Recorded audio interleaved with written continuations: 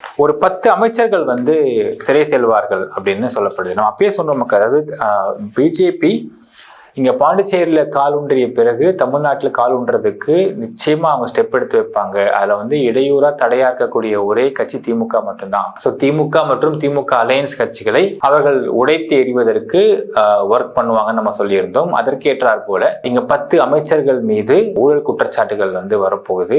10 பேரும் எங்கே இருக்க போறாங்க அப்படிங்கிறத எப்படி சொல்லியிருக்காருன்னு பார்த்தீங்கன்னா, திமுக ஆட்சியில் அனைத்து துறைகளிலும் ஊழல் மலிந்துள்ளது. இதை ஒத்துக்கணும். கண்டிப்பாக எந்த ஆட்சியுமே ஊழலாம் நடக்கிறதும் கிடையாது. ஸோ திமுக ஆட்சி இந்த முறை பார்த்தீங்கன்னா 10 வருஷம் ஆட்சி இல்லாமல் இருந்து வந்திருக்கிறதுனால ஊழல் பயங்கர அதிகமாக தான் இருந்துகிட்டு இருக்கு. அதே மாதிரி காசுக்கு ஓட்டுக்கு பணம் கொடுத்து ஓட்டு இடத்தை வாங்கிட முடியும் அப்படிங்கிறத ரொம்ப ஆணித்தரமா நம்பிக்கிட்டு இருக்கிறாங்க அப்படிங்கிற ஒரு பேச்சு வந்துகிட்டு இருக்கு.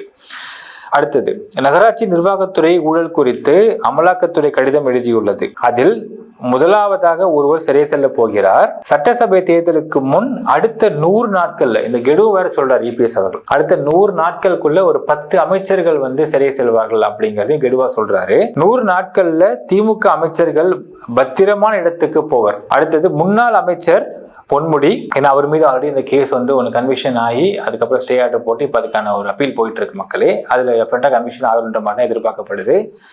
முன்னாள் அமைச்சர் பொன்முடி, அமைச்சர்கள் துரைமுருகன், நேரு, அனிதா ராதாகிருஷ்ணன், பெரியசாமி, தங்கம் தென்னரசு, ராமச்சந்திரன், ராஜகண்ணப்பன், சக்கரபாணி, சிவசங்கர் என பலர் ஊழல் பட்டியலில் இடம்பெற்றுள்ளனர். இவர்கள் எல்லாம் தேர்தல் நேரத்தில் எங்கு இருப்பார்கள் என்று தெரியவில்லை. வெளியில் இருப்பது சந்தேகம்தான், ஏனெனில் நடவடிக்கை துவங்கிவிட்டது. பத்திரமாக இருக்க வேண்டிய இடத்தில் இருப்பார்கள் அப்படின்னு நக்கலா பேசுகிற ஐபிஎஸ் அவர்கள்.